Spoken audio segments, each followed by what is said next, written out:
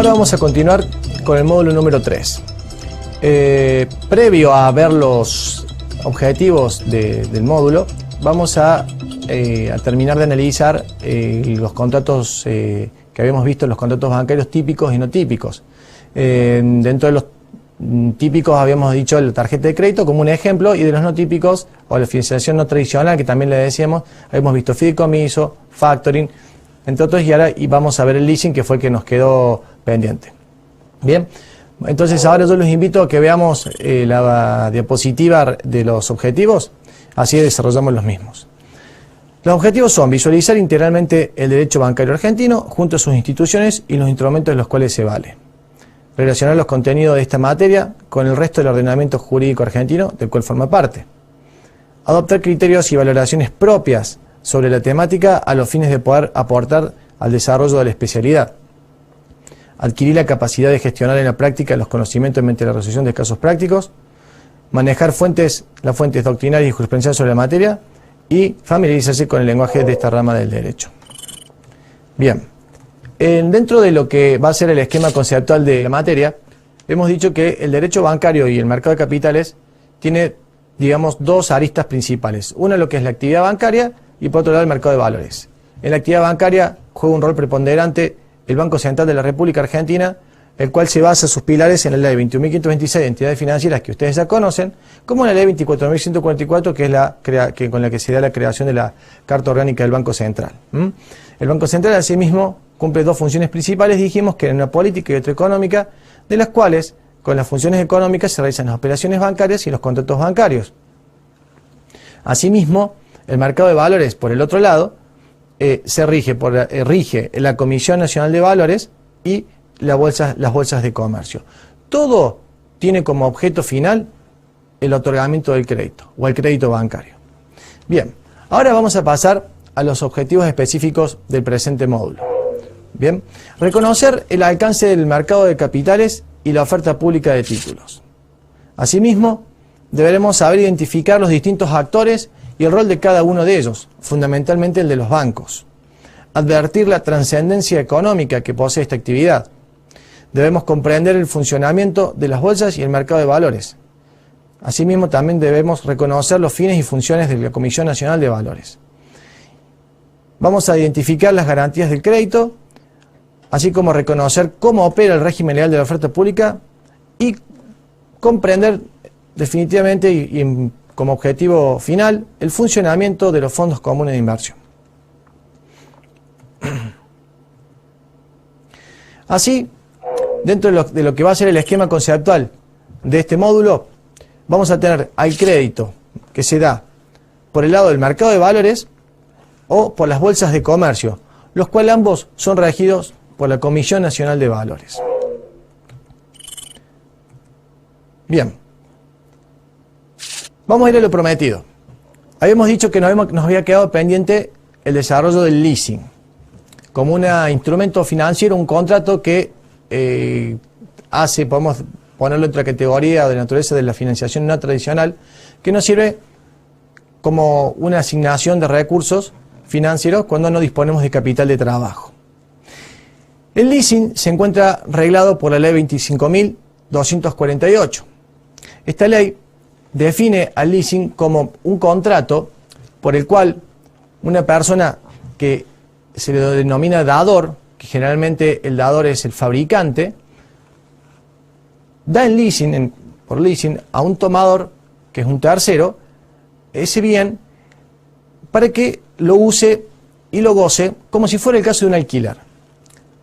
Ahora, este alquiler tiene la particularidad que se le puede ejercer una opción de compra en cualquier parte del contrato, del plazo que está rigiendo, si las partes lo convinieren de antemano. Ahora, si no lo convinieren, la ley misma, por una cuestión de orden público, le da la facultad de transcurrir a las 3/4 partes del plazo del leasing de ejercer esa opción de compra al tomador. Bien. ¿Cuál va a ser la obligación de las dos partes, las dos obligaciones principales? La del dador, de entregar el bien dado en leasing, y la del tomador, de pagar un precio que se denomina canon. ¿Qué puede ser objeto de leasing? Objeto de leasing puede ser un montón de bienes, ¿no es cierto?, hasta podemos hablar de cosas que sean que podemos tocar y que no podemos tocar, es decir, objetos inmateriales. En este aspecto, dentro de lo que podemos tocar, los bienes materiales pueden ser bienes muebles, como los bienes inmuebles. Pueden ser también marcas, patentes, modelos industriales, de diseño, etc. Todo esto puede ser dado en leasing y todo eso se transfiere o se registra de conformidad a la naturaleza del bien que se da en leasing. Ya lo vamos a un poquito a abarcar al tema del asunto ese. El precio de la opción de compra, cuando uno dice que puede, la ley le da la posibilidad de que lo compre al bien pasadas las 3/4 partes, si no se dijo nada, o si convino de antemano en cualquier momento del contrato, va a ser definitiva para que se transfiera la propiedad o el dominio del bien. Digamos, este precio es muy importante que esté determinado de antemano en el contrato, o que si no está llegado a estar determinado, que sea determinable. Como decíamos hace un ratito, la inscripción se va a dar de acuerdo a la naturaleza del bien que se está dando en leasing. Es decir, si estamos dando en leasing una cosa mueble, va a ser inscripta en el registro, puede ser inscripta en el registro prebendario, en el registro correspondiente. Es un inmueble en el registro de la propiedad. Es decir, conforme la naturaleza que tenga el bien, va a ser inscrito el leasing en ese registro correspondiente. ¿El contrato puede ser prorrogado? Sí, puede ser prorrogado. Generalmente esa opción de prórroga se deja estipulada, pero si no se encuentra estipulada, si las partes de común acuerdo lo dispusieran convencionalmente, lo prorrogan. Bueno, y con respecto a la transmisión del dominio, habíamos comentado que la misma se efectúa cuando se ejerce la opción de compra y luego de transferido el bien. Tenemos varias clases de leasing: el leasing común operativo, el leasing financiero o el leaseback. Acá vamos a hacer, por una cuestión de tiempo, vamos a definir nomás, hemos definido el leasing común operacional, y en el leasing financiero es prácticamente igual, con la diferencia que interviene un sujeto más, que es el banco, que pasa a ser dador. Entonces tenemos un fabricante, un dador y un tomador, que es el que adquiere el bien dado en leasing. En ese tipo de leasing, el financiero, el banco compra o adquiere el bien solicitado por el tomador, que es el cliente, va al banco, lo adquiere y se lo cede en leasing al tomador, a su cliente. El leasing, para finalizar, es un contrato muy usado en muchos países. En nuestro país, por una cuestión de conveniencia económica de los bancos, que suelen ser más rentables los créditos, prendarios, hipotecarios, no se utiliza tanto, pero ya ahora se ha soltado un poquito más y se está empezando a utilizar. En Estados Unidos, como contraparte, todo es objeto de leasing y se utiliza muchísimo. Como una de las principales ventajas que nos da, aparte de la asignación de recursos cuando no disponemos de capital de trabajo, son impositivas, porque se deducen un montón de impuestos que genera el leasing, y lo cual impositivamente termina siendo muy beneficiable para lo que sería para el tomador fundamentalmente. Bien, vamos a pasar al contrato típico, que es el contrato de tarjeta de crédito. Este se encuentra arreglado por la ley 25.065 y en su artículo primero lo define como un conjunto complejo y sistematizado de contratos individuales cuyas posibilidades da tres posibilidades o tres finalidades más concretas. La primera de ellas es posibilitar al usuario efectuar operaciones de compra o locación de bienes o servicios, obtener préstamos y anticipo del sistema en comercios e instituciones adheridos a ese sistema complejo que hablábamos. Asimismo, difiere para el titular, difiere el pago de esas adquisiciones efectuadas. Uno lo paga el vencimiento del resumen que se manda, lo cual la fecha de compra y la fecha de pago no es la misma. La fecha de pago siempre va a ser posterior a la fecha de adquisición del bien. Y por último, le permite abonar a los proveedores de bienes y servicios los consumos del usuario en los términos pactados. Ya conociendo más o menos cómo es la operatoria, el artículo 4 le da, de la ley 25.065, le da una definición más acabada o una denominación, que dice que se denomina genéricamente la tarjeta de crédito al instrumento material de identificación del usuario, que puede ser magnético de cualquier otra tecnología, emergente de una relación contractual previa entre el titular y el emisor.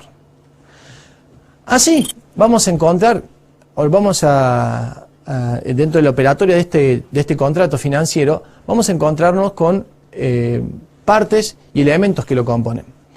Las partes son, en primer lugar, el emisor. El emisor es la entidad financiera o crediticia que emite la tarjeta de crédito. Después tenemos al titular de la tarjeta de crédito. Acá estamos ya hablando de las partes, ¿no? El titular de la tarjeta de crédito es aquel que está habilitado para el uso de la tarjeta. Es con el que a quien el cliente sería de la entidad emisora. Esa persona es la que va a ser el titular, va a ser el responsable del pago de los resúmenes y del uso que se hiciere de la tarjeta de crédito. Luego tenemos los usuarios adicionales o beneficiarios, que son terceros a los cuales se les extiende el uso del plástico que se le da, o de la tarjeta de crédito, perdón, que se le da al titular principal. Por el uso indebido de esos plásticos de la tarjeta que hicieron los beneficiarios o las personas, los adicionales, responde el titular. Después tenemos, dentro de la tarjeta tenemos la tarjeta de crédito, la que es la tarjeta de compra, como la tarjeta de débito.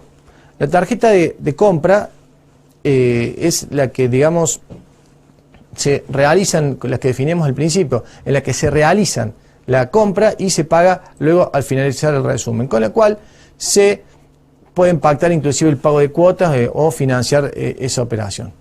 Pero con la tarjeta de débito eso no sucede.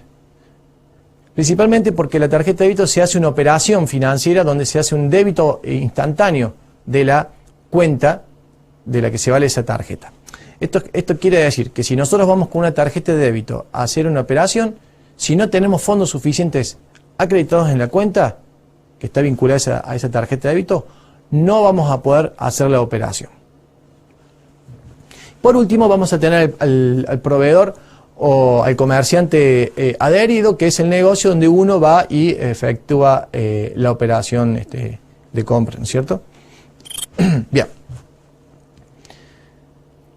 El artículo 6 habla del contenido del contrato, y esto lo vamos a decir más genéricamente, pero ustedes, yo recomiendo la lectura acabada tanto de la ley como de este artículo. Va a hablar del plazo de vigencia, el plazo de pago de las obligaciones del titular, los montos máximos autorizados. Recuerden que hay distintos tipos de tarjetas de crédito. Tenemos la Black, la Gold, la Platinum. Cada marca tiene su categoría donde nos permiten distintos montos para poder utilizar. También el contenido del contrato va a hablar sobre la tasa de interés, todos los intereses moratorios o compensatorios que se pueden aplicar, como los punitorios también, los financieros, la fecha de cierre de las operaciones, todo el procedimiento de pérdida, sustracción, etcétera, etcétera, etcétera. Bueno, es importantísimo que sepamos que a la hora de recibir el resumen nosotros contamos con plazos para impugnar el mismo. Una vez de recibido el resumen, si no estamos de conformidad con los importes que se nos quieren cobrar en el mismo, tenemos días para impugnarlo. Y también un par de días tiene la entidad financiera o emisora para proceder conforme a nuestra impugnación. Nosotros le tallamos la diapositiva y luego tienen un cuadrito que puede servir de repaso, que si ustedes lo ven, les reitero, sirve para repasar, dice que desde la recepción de resumen tenemos 30 días para impugnar. Luego, la entidad financiera tiene 7 días para acusar recibo de desimpugnación y 15 días para corregir el error de que tenga el resumen o sostener la liquidación notificada. Una vez que pasan ese tiempo, el titular de la tarjeta que cuestiona tiene 7 días para expedirse como que acepta o no las explicaciones que diere el banco.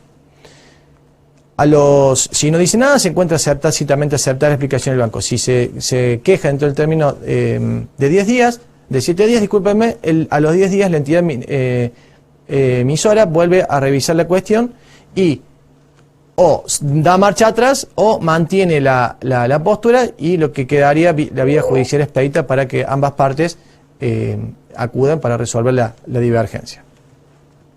Bien, ahora vamos a pasar vamos a hacer una pausa y vamos a pasar a desarrollar el bloque siguiente, el bloque número 2. Un fondo de inversión es la forma más fácil de capitalizar tus ahorros. Invirtiendo en un fondo, estás comprando bonos o acciones u otros productos financieros en conjunto con otros inversores. La ventaja de invertir por medio de los fondos FIMA es que te da la posibilidad de acceder a productos financieros que de manera individual no podrías. Los especialistas de FIMA administran tu inversión para obtener la mayor rentabilidad posible. Los fondos poseen una cotización diaria que varía, y esto se traduce en ganancias o pérdidas para el inversor. Hay diferentes tipos de fondos de inversión que se clasifican por el tipo de activo en el que invierten: bonos, acciones, plazos fijos y también por monedas, pesos, dólares. Ustedes acaban de ver un video hecho por una firma comercial donde da una explicación muy básica y bien detallada de en qué consiste un fondo común de inversión. Ya con ese video nos sirve a nosotros de base como para poder explicar un poquito más en qué consiste el mismo. Entonces, repasando, ¿qué es un fondo común de inversión? El fondo común de inversión viene a constituir una inversión que aporta un grupo de personas que tienen similares objetivos. Ellos aportan su dinero para que un profesional, que generalmente es una sociedad gerente, que es donde la entidad financiera, los administre en activos tales como por ejemplo los plazos fijos, bonos, acciones, entre otros que vamos a ver un poquito más adelante. En Argentina está desarrollado esto, comenzó con la ley 15.885 en el año 1961, pero actualmente se encuentran regulados por la ley 24.083, que data de mayo de 1992. Ha tenido una variación de menor a mayor en cuanto al uso, que lo vamos a ver en una diapositiva al finalizar este bloque. Pero también es dable destacar que en otros países, inclusive países desarrollados, es muy utilizado el Fondo Común de Inversión como una manera de generar divisas, un ahorro inclusive. Por ejemplo, Estados Unidos es uno de los países que mayor uso tiene de este instrumento y representa dentro de lo que es el sistema financiero un volumen muy, muy importante de activos financieros. ¿Cómo están constituidos los fondos? Los fondos, cuando decíamos que es un grupo de personas con similares objetivos que invierten su dinero en esos activos están representados por distintas clases. Uno de ellos pueden ser, por ejemplo, las acciones de las sociedades anónimas. Hay acciones de sociedades anónimas que generalmente cotizan en bolsa, que sus precios tienden siempre a aumentar, es decir, a medida que la empresa va desarrollando su actividad o sus objetivos por el cual fue constituida, sus acciones también van aumentando. Es muy común que estén en este tipo de cotización que se dan en la Comisión Nacional de Valores de los laboratorios. Los laboratorios si llegan a desarrollar una fórmula exitosa de alguna medicina, como por ejemplo la cura del cáncer o del SIDA, por supuesto que sus acciones van a incrementarse notablemente. Bueno, esas acciones pueden constituir parte de un fondo común de inversión y que con el desarrollo del tiempo van aumentando. Pero así como aumentan, pueden también disminuir. O sea que son dentro de los activos que se utilizan las de mayores fluctuaciones. Luego tenemos también los bonos. ¿Qué son los bonos? Los bonos es algo que es muy escuchado en nuestro país. Estos son instrumentos de deudas emitidos ya sea por gobiernos o por empresas. Pagan intereses, que generalmente son buenos intereses, y se restituyen, restituyen el capital prestado cuando llegan a la fecha de vencimiento del mismo. Estos bonos, al principio, cuando son digamos, cuando salen a la venta, salen a un precio bajo y cuando están llegando a su fecha de vencimiento, si el deudor es una entidad, empresa o gobierno de buena solvencia económica, pasan a tener muy buen valor, son muy bien cotizados. Por supuesto que cuando un gobierno que es, digamos, con una calificación media-baja emite bonos, los bonos no son muy requeridos, tienen un valor, pero cuando mejora su calificación, esos bonos mejoran. Entonces, es importante que si el plazo fijo contiene bonos, sean de países que tienen posibilidades de mejorar y no de empeorar, para que sus bonos mejoren, por lo tanto el Fondo Común de Inversión también va a mejorar su rentabilidad. También están constituidos por instrumentos de corto plazo. Los instrumentos de corto plazo representan principalmente inversiones de bonos a corto plazo, depósitos a plazo o cuentas a la vista de entidades financieras. Es decir que los instrumentos de corto plazo suelen tener poco riesgo, porque el plazo por el cual tienen vida esas inversiones son muy limitadas y no están sujetos a demasiados riesgos. Y por último tenemos otros que también pueden ser utilizados como activo para un fondo común de inversión, como por ejemplo son metales preciosos, derivados o divisas extranjeras. Haciendo una clasificación más bien básica, tenemos dos grandes grupos de fondos. Ya sean los fondos, por un lado tenemos los fondos abiertos o los fondos cerrados. Los fondos abiertos, allí el cliente puede suscribir, comprar y rescatar. Cuando uno dice rescata, significa que el fondo vende cuotapartes a su voluntad. No tienen cotización en bolsas o mercados y las participaciones se rescatan en la sociedad gerente. Es decir, la sociedad gerente es la que a mí me los vuelve a entregar. También pueden ser sociedades depositarias o los agentes colocadores a quien yo le pida el rescate. Y los fondos cerrados, que tenemos por el otro lado del gráfico, son aquellos cuyas cuotapartes cotizan en bolsas y mercados, o mercados también, por lo tanto su liquidez depende de la oferta y la demanda que tengan esa cotización, ese producto que se encuentra cotizando. Y aquí el número de cuotapartes es más limitado. Los más comúnmente utilizados en nuestro país son los fondos comunes de inversión abiertos. Y para poder dar una clasificación, hemos dado una clasificación, o sea, cada entidad que genera un fondo tiene sus características, pero acá tomamos una que son reiteradas en algunos fondos comunes de inversiones y hemos hecho una clasificación. Tenemos los fondos a plazo, a plazo fijo o de dinero, que son fondos que revisten un bajo riesgo, porque son plazos fijos. Cuando una vez termina el plazo fijo, queda a disponibilidad del cliente del banco el dinero. Entonces la fluctuación no puede variar mucho, pero se le asegura a quien depositó, supongamos, un dinero por el término de 30 días, que al término del vencimiento de esos 30 días retire el dinero que depositó más un interés pactado con el banco. Eso reviste poco riesgo.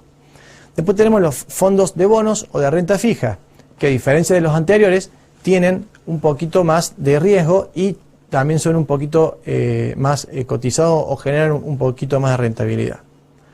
Después tenemos los fondos de acciones o renta variable y los fondos mixtos globales. Los primeros son, a diferencia del fondo de bono o renta fija, contienen un poco más de riesgo, por lo tanto otorgaría una mayor rentabilidad es también ese fondo común de inversión. Y el último, o sea, el fondo mixto o global, también es en función de la cartera o la variedad de activos por el cual está compuesto, también nos puede generar una renta aún mayor, pero evidentemente que a mayor rentabilidad del fondo común, mayor riesgo también se asume con el mismo.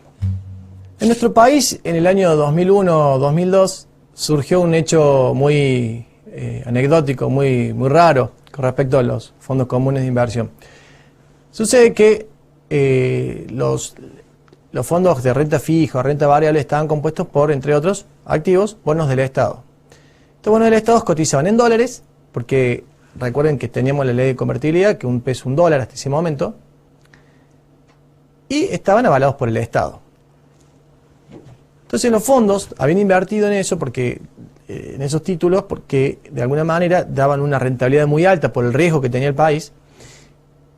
Y luego, desde que se produce la crisis y el default del país, esos títulos de los cuales, los títulos que componían el Fondo Común de Inversión, quedaron sin cotización. Ya el dólar no era una moneda con la cual se podía contratar en ese momento, y quedaron sin cotización porque el país explotó el riesgo.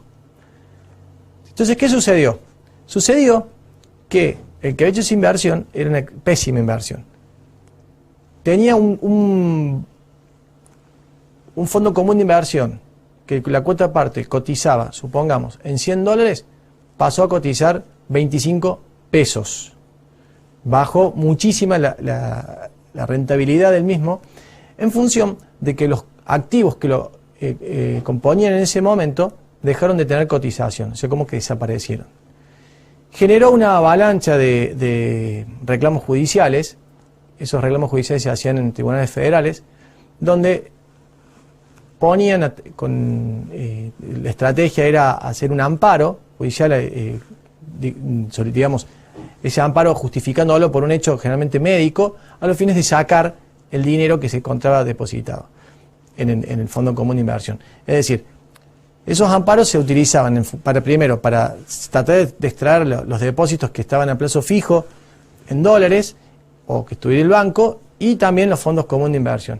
En alguna medida fue un efecto que funcionó para recuperar el dinero que se había puesto, pero curiosamente lo que no tuvo todavía fue una resolución final. Es decir, la Corte no se ha expedido todavía sobre el asunto. Luego, esos fondos, el que lo dejó congelado, dijo, bueno, paso a tener 25 pesos, luego comenzó el país a recuperar credibilidad, empezó a cotizar los activos que lo componían en ese momento, y empezó a tener, una vez más, empezó a tener valor. Pero fue un hecho curioso de que los activos que tenía ese fondo común de inversión dejaron de tener valor. No es común que suceda esto, porque tampoco es común que los estados se declaren en default, pero es un hecho anecdótico que valía recalcar. Tenemos medido en este gráfico que ustedes van a ver que pueden ver en la pantalla, una evolución en millones de pesos de los fondos comunes de inversión que se han hecho en nuestro país. El de color anaranjadito es el renta mixta, el verde es plazo fijo y de dinero, el amarillo es de renta fija y el rojo es de renta variable, ¿no? Esos se dan más o menos de conformidad al riesgo que se quiere asumir.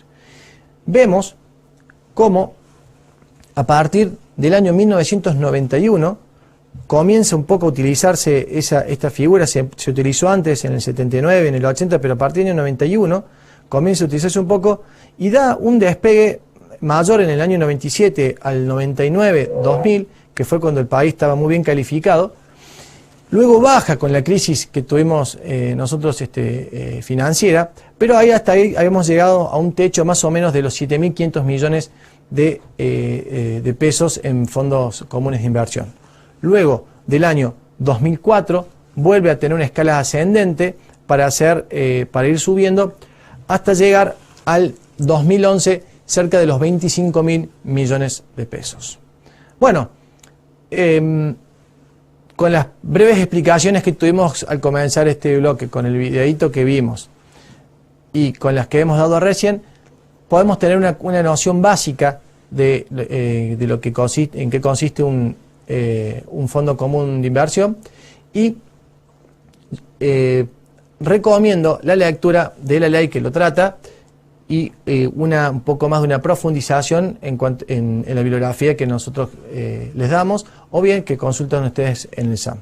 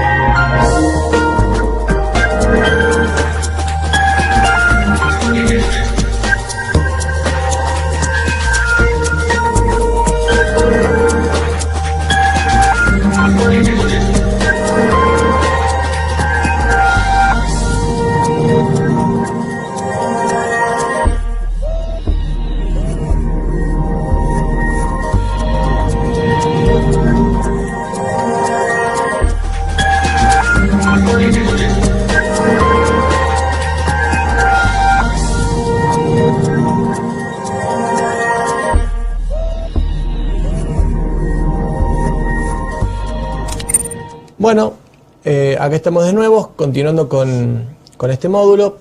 En el presente bloque vamos a hablar de lo que son las operaciones bursátiles, más concretamente de las bolsas y mercados de valores, la Comisión Nacional de Valores, para lo cual nos va a acompañar en esta instancia el doctor Pedro Hernando Arena. ¿Cómo estás, Pedro? ¿Cómo te va, Tomás? Pedro es abogado, ejerce la profesión liberal y es asesor de empresas y de bancos y está muy conectado con toda esta actividad bursátil y bancaria. Pero contanos cómo funciona en Argentina el tema de las bolsas y los mercados de valores y si puede ser también un pequeño o resumido antecedentes históricos, nos podés hacer un comentario. La idea sería tratar de dar un pantallazo general de lo que son las bolsas y los mercados de valores, conocer cómo operan en el mundo y cómo operan en Argentina, y poder después quizás en alguna otra oportunidad hablar de los distintos instrumentos que utilizamos aquí en nuestro mercado de valores. Para entender, generalmente se habla en forma bastante ambigua y coincidente lo que son bolsas y mercado de valores. Esos términos que en el exterior son sinónimos. Se confunden entre sí. En Argentina en realidad están bien diferenciados. ¿Sí? En Argentina las bolsas de comercio son organismos que nuclean a determinadas compañías, empresas de la economía regional, de la economía local, y los mercados de valores son los ámbitos donde se negocian los distintos títulos o valores negociables. ¿Sí? Están bien diferenciados. De hecho, nuestra normativa así lo determina y a su vez establece las distintas condiciones que deben cumplir cada una de estas personas. En el mundo no, en el mundo hablar de bolsa y hablar de mercados es como te decían recién, sinónimo, y eso quizás se preste a confusión. Si te interesa como nota anecdótica de color, te puedo contar cómo es la historia de por qué le llamamos bolsa. En el siglo XV, en Flandes, en Brujas, en la ciudad de Brujas, en Flandes, en lo que es hoy Bélgica, había un lugar, un hospedaje, donde se reunían los comerciantes que estaban recorriendo esa parte de Europa, un hospedaje conocido como la Casa de los Van der Burs. Esta familia de Brujas tenía en su escudo de armas una particularidad, una franja con 3 bolsas como dibujo, ¿sí? Entonces quedó como costumbre, esto es decir, vamos al lado de los Van der Burs a hospedarnos. En esa reunión de comerciantes siempre se discutían, se dialogaban sobre los precios de los distintos bienes que se estaban comerciando. Los históricos de la economía dicen que allí se origina el concepto de lo que es la bolsa, se origina la idea, y por eso hoy lo utilizamos así. Previo a ello, poco es real lo que estás comentando, sucedió que en la Edad Media, ¿no es cierto?, en el siglo XV, los comerciantes, previo a reunirse en la casa de Van der Burs, en el trayecto que hacían hacia sus destinos, se cruzaban, había cruces de caminos, y esos cruces de caminos se llamaban Carrefour. Entonces decían, nos encontramos en los Carrefour. Y espero que eso no sea una publicidad que haya que cobrar. No, término francés. Y allí se encontraban y cada uno de sus lugares de origen traían distintos objetos que comercializaban cuando se encontraban con los otros comerciantes. Luego uno que fue visionario, dijo, nos reunamos en mi casa, y es un poco que esa persona fue Van der Burs, que era identificado como el hombre del escudo de las bolsas. El escudo de las bolsas. Entonces quedaba la casa de las bolsas. Sí, la verdad que la historia nos permite eso, ¿no? Nos permite conocer un poco por qué hoy llamamos a las cosas de cierta forma y no de otra, y la actividad tiene siempre su anclaje histórico. Lo importante también es un poco lo que comentabas hace un rato, que una cosa, digamos, es la bolsa de comercio, la cosa es lo que es el mercado de valores. Por cuanto que la bolsa de comercio, allí se realizan distintas operaciones de diferente índole, como comentabas vos recién, y en el mercado donde se cotizan las acciones, títulos, etcétera. Déjame decirte que en Argentina esta diferenciación entre bolsas y mercados también genera un escenario bastante peculiar. Las bolsas, que son por normativa asociaciones civiles con personería jurídica, están dispersas por todo el territorio nacional. Los mercados, según esta misma normativa, deben ser sociedades anónimas con acciones nominativas. Sí. Cada una de estas formas tiene su razón de ser. Por alguna razón el legislador lo ha considerado así. Vos sabés que en Argentina existen 6 bolsas que tienen mercados de valores adheridos. O sea, 6 bolsas con las que podemos identificar 6 mercados de valores. A su vez existen otras 6 bolsas que no tienen mercado de valores. Exacto. Y tenemos 2 mercados a futuro, un mercado electrónico y entidades autorreguladas. Nuestro mercado bursátil, nuestro mercado de valores, en general, es bastante chico comparado con los de otros países, ¿sí? Y un poco eso tiene que ver también con las escasas expectativas que genera el inversionista argentino empezar a utilizar las herramientas propias del mercado de valores. Algo que se debería revertir, porque como es moneda corriente en otros lugares del mundo, el mercado de valores es esencial para el crecimiento de la economía. Las grandes empresas, no solo las grandes, sino también las pequeñas, utilizan mucho el mercado de valores para su financiamiento y permite obtener mejores condiciones de financiación y captación de capitales y la proyección de mejores instancias de inversión. Está bien. Entonces es muy importante el desarrollo, cosa que en Argentina se encuentra todavía en estado muy, muy virgen. Pedro, ¿quiénes pueden ser agentes de bolsa? Es todo un tema, porque el agente de bolsa es el único sujeto de derecho que puede participar en el mercado de valores. ¿Cuáles son las funciones principales que cumple? Y bueno, el agente de bolsa es un intermediario, es quien, por cuenta propia, pero por interés de terceros, va al mercado de valores a operar, o sea, en la compra-venta de cualquiera de los instrumentos, acciones, títulos valores, cheques, en todas sus formas. Es el jugador de un tercero. Mercado. ¿Y cuál es la retribución o la remuneración que percibe? Bueno, justamente su actividad es remunerada con una comisión, ¿sí? De las operaciones bursátiles que realiza. Exactamente. Y el propio régimen establece cuáles son las condiciones. Deben ser personas no solo mayores de edad, propias de cualquier persona que contrata, las condiciones de capacidad que establece el derecho, sino también de que debe ser idóneo, debe ser persona proba, ¿sí? Leal, tiene que operar con lealtad. O sea, que tiene que reunir determinados requisitos, ¿no es cierto?, a los efectos de que pueda ejercer esa... A su profesionalidad. A su profesión. O sea, ya un poco más allá de sus condiciones de persona. Contame, ¿cuál es el régimen legal de la oferta pública? Bueno, es interesante. Un poco trayendo esta idea que te comentaba recién, de que tenemos un mercado de valores muy poco desarrollado, muy pequeño, con pocas actividades comparados con otras partes del mundo, la realidad es que tenemos un régimen legal, un régimen normativo también bastante acotado. Y, si se quiere, como deficiencia, no fue construido a partir de la experiencia propia, la experiencia nacional, sino gran parte de sus institutos importados de otros regímenes, especialmente el americano, por ser quizás el mercado más perfecto y más desarrollado del mundo. Nuestro sistema se rige por 2 grandes leyes, la ley 17.811, que es la ley de oferta pública, y un decreto que salió a posteriori que surgió allá por la época del 2001. Una época difícil. Una época difícil, si se quiere, porque en ese momento, si bien se buscaba implementar algunas reglas reguladoras del mercado, nos encontrábamos en ciertas dificultades económicas que después son de público conocimiento. Ese decreto es del 677.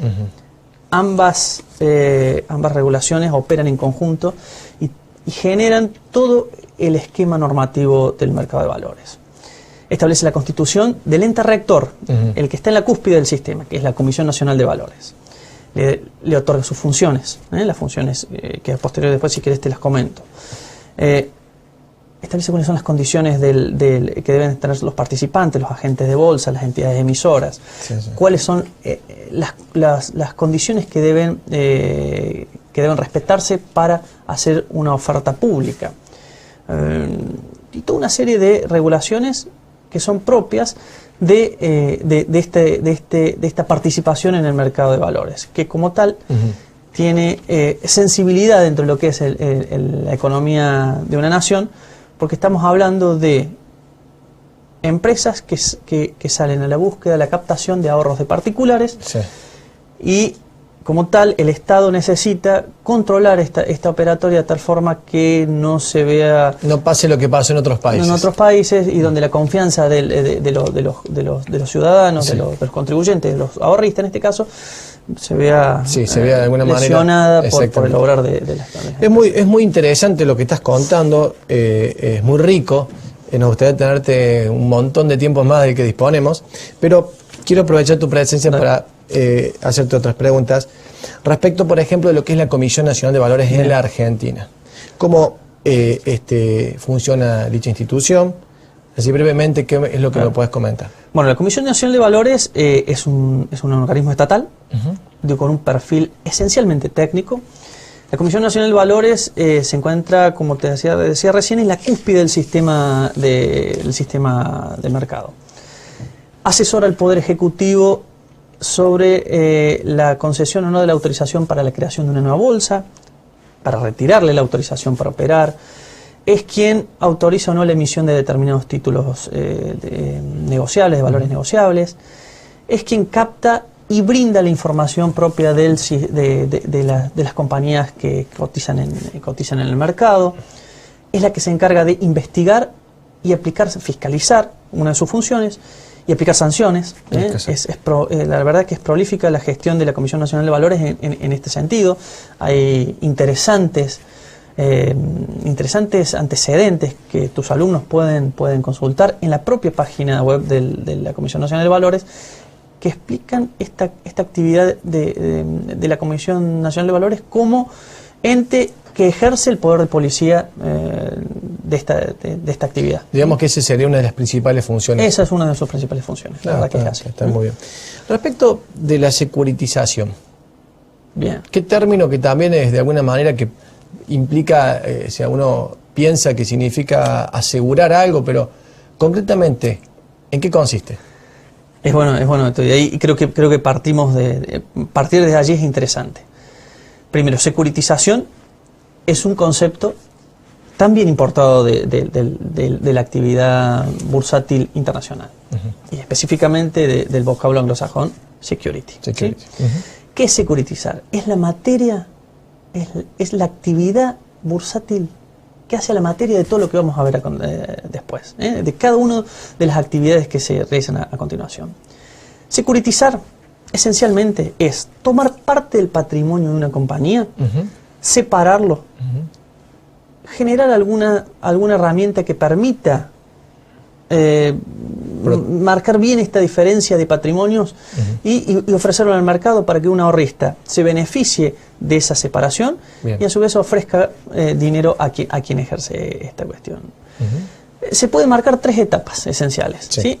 Esta idea de tomar parte de un patrimonio, que generalmente está relacionado con activos financieros que tienen las compañías, que hacen a un cash flow, a un flujo de caja. Por ejemplo, cuentas a cobrar, consumos con tarjeta de crédito, cupones a percibir en cuotas, y este tipo de operaciones comerciales, activos subyacentes, que las compañías separan y lo estructuran, y ese es el segundo paso, en un vehículo financiero. Ese vehículo financiero puede tener diversas formas: fideicomiso, obligaciones negociables o algunas otras alternativas, para que el inversor adquiere un título, tercero de los fases, un título negociable que el emisor estructure, garantizándole en ese título todos los derechos que adquiere a percibir capital, renta e intereses. O sea, que es un valor representativo de la deuda. Es un valor representativo. Ese es el concepto técnico, es un valor representativo de una deuda. Perfecto.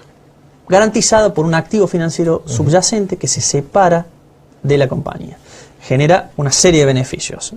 El primero y principal es, justamente, y por eso el concepto de securitización, elimina el riesgo. Bien. Elimina el riesgo propio de la compañía. El segundo de los beneficios es tal vez esta idea de que la empresa adquiere liquidez, porque al recibir del inversor dinero, ese activo que iba a producir a lo largo del tiempo, a futuro, le concede liquidez en forma inmediata al emisor.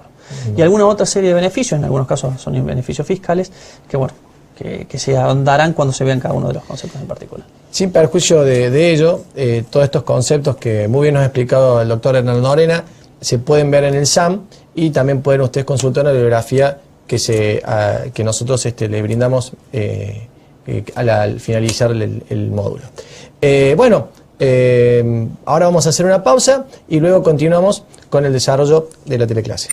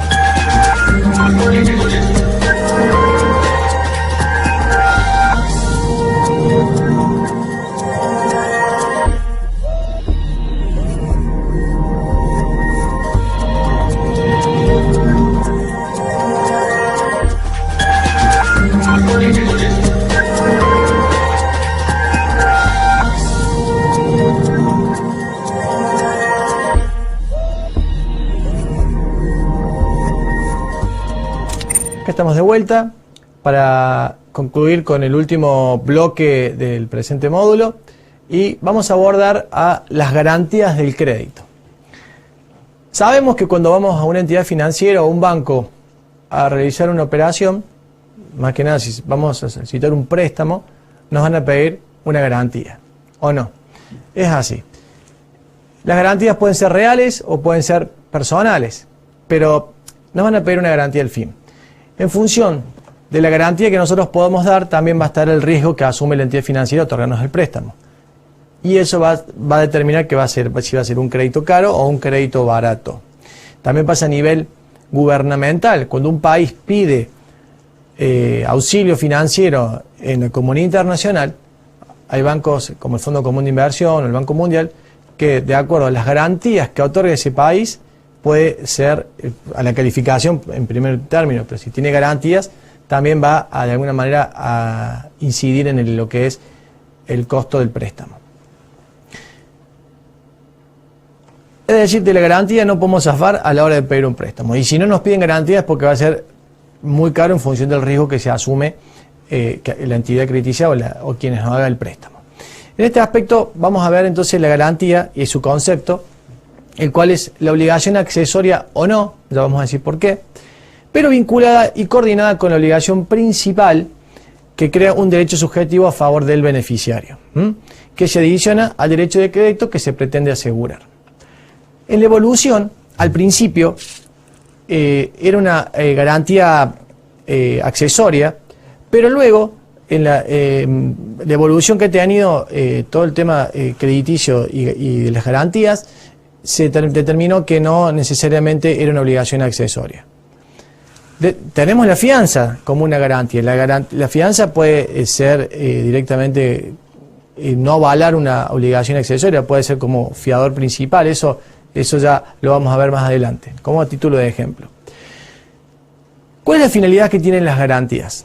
En primer lugar, la de asegurar el cumplimiento de una obligación. En segundo término, podemos decir que reduce el riesgo de insolvencia del deudor. Con estas dos finalidades o estos dos fines, evidentemente que vamos a ser más propicios a que nos otorguen un préstamo, ¿no? Y va a dormir un poco más tranquilo el que otorgue el préstamo también. Ya sea entidad financiera o no. También da preferencia de cobro. Es decir que hay veces que, digamos, instrumentado correctamente una garantía, nos va a permitir que si no paga el deudor, la garantía o el garante va a pagar independientemente de otras obligaciones que tenga con el bien dado en garantía. Y por último, todo eso hace que se preserve el interés del acreedor. Se preserva el interés del acreedor en el sentido de que va a tener la intención de prestar en función de que esté tranquilo que ese crédito va a ser cobrado de una u otra manera.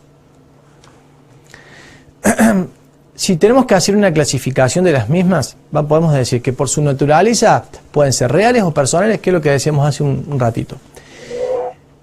Van a ser reales o personales según sus efectos sean erga omnes o solo para las partes. También pueden ser, de acuerdo a su fuente de origen, legales o convencionales. Igualmente por su grado de vinculación, pueden ser abstractas, independientes, que pueden ser también independientes o causales, o subordinadas. En estas dos clasificaciones, tanto de su fuente de origen o por su grado de vinculación, generalmente es lo que se pacta en un contrato.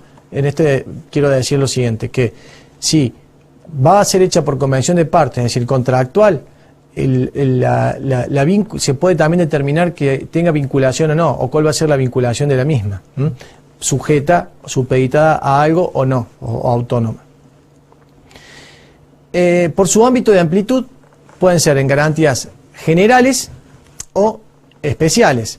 Las generales abarcan un conglomerado, un conjunto de obligaciones que asume el deudor siempre por un determinado periodo de tiempo, o las especiales ya van directamente a cubrir, a garantizar una obligación específica. El Banco Central de la República Argentina también hace una clasificación de las garantías en las que pueden ser preferidas o no preferidas. Con esto damos un marco general teórico de lo que son las garantías, para luego pasar a ver la prenda comercial por ser propia del derecho bancario, y dar una definición de la misma, ¿no? Algunos dicen que la prenda es un contrato, y otros dicen que no es un contrato, también es un derecho real, ¿no? Pero hay algunos que dicen que más que nada nos otorga privilegios la prenda. Pero vista como, eso es una discusión en la cual nosotros no nos vamos a meter.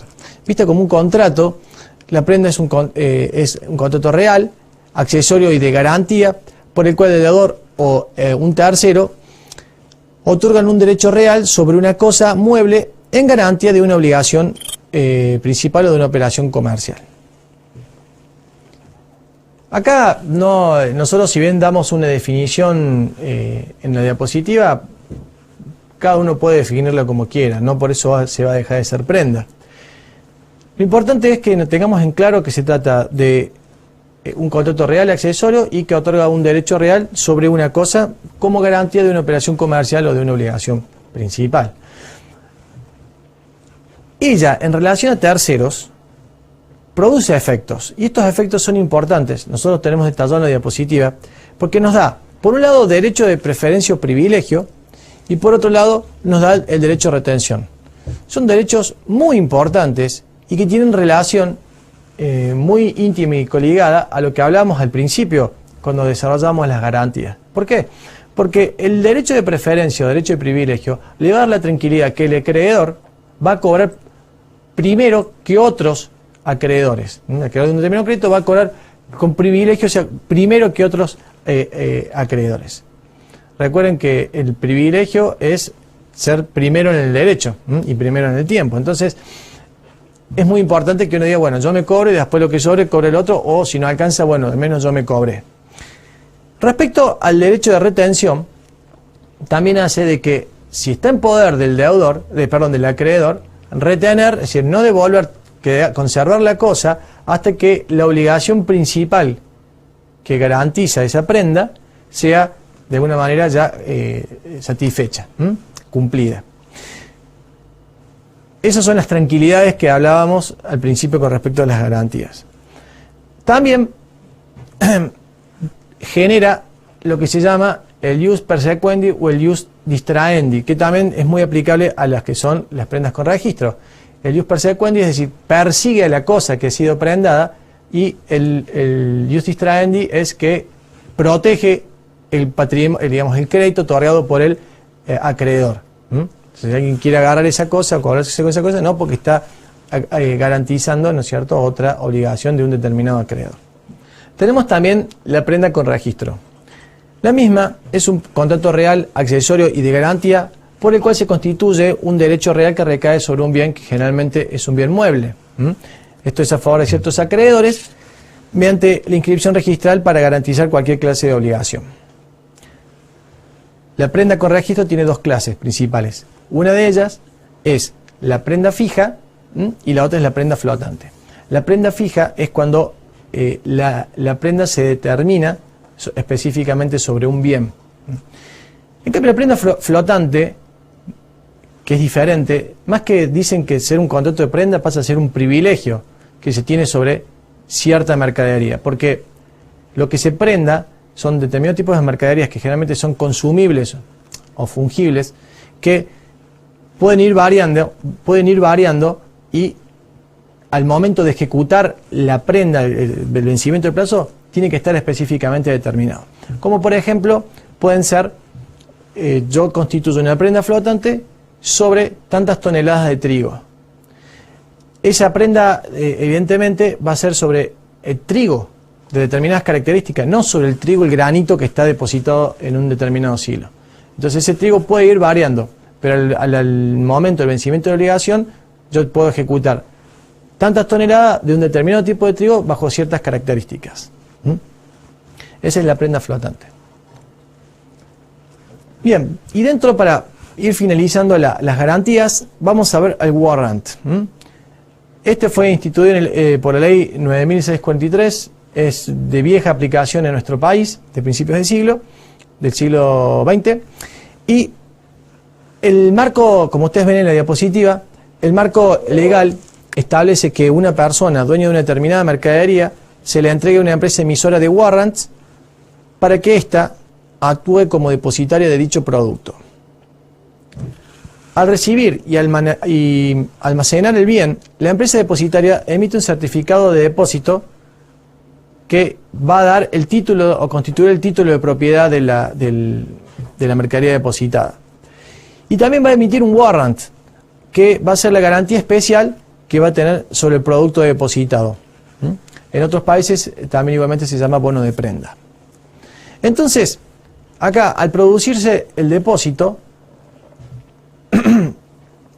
como vemos en la diapositiva esta siguiente, que ahí tenemos certificados, tenemos depósitos hechos al principio de siglo, en el año 1900, con la cosecha de trigo, y cómo se hacen depósitos en la actualidad. Eso es importante ver un poquito de la evolución que hemos tenido. Pero, como les comentaba, al efectuarse el depósito, se emiten dos certificados. El certificado que sería el equivalente al certificado de depósito que da la propiedad del producto, y el warrant, que es la garantía que se establece sobre ese producto. Ambos certificados en un principio se lo dan al depositario, que es el propietario, el dueño. Pero esos dos certificados pueden circular en paralelo, no necesariamente tienen que ir siempre de la mano del propietario. El hecho de que se endose el warrant significa que se cede la garantía, esa garantía se cede, que se tiene sobre esa mercadería depositada, se cede. Puede ir por un lado. Y también, pero se sigue conservando la propiedad. Y la propiedad, si ese certificado de depósito se cede, se endosa a favor de un tercero, también se cede la propiedad de la mercadería depositada. Eso es una característica principal que tiene y movilidad que tiene este warrant. Asimismo, decíamos que, sin perjuicio de ser un contrato antiguo, de vieja data de nuestro país, reglado, es de bastante uso en el ámbito agrícola, es muy usado. Entonces es importante como una forma de proveerse, hacerse una asignación de recursos mediante este tipo de garantía. Bueno, hemos llegado al final de este módulo, del bloque y del módulo. Espero que hayan tenido cabal conocimiento, hayan podido entender los conceptos que hemos utilizado, para lo cual quiero que repasemos como concepto clave los siguientes. La Comisión Nacional de Valores como organismo de control, ¿no es cierto?, que hace de control a los mercados de valores, a las bolsas también y mercado de valores, el cual tiene una regulación específica y yo les requiero y les pido que la lean, porque es muy interesante y a partir de lo que ustedes ven ahí van a ver todos los productos derivados que existen, que influyen en los países que pueden inclusive producir catástrofes financieras, como hemos visto en los videos que hemos pasado y que vamos a pasar a continuación. También los fondos comunes de inversión, como una forma de, digamos, de promover el ahorro de alguna manera, y también como incidencia dentro del sistema financiero que tiene de un país, como en el caso de nuestro. Hemos visto en la diapositiva la incidencia también que ha tenido en el progreso y lo importante que va cada vez, la importancia que va teniendo cada vez mayor, tal como hemos visto que estamos ya superando los 25.000 millones de pesos actualmente.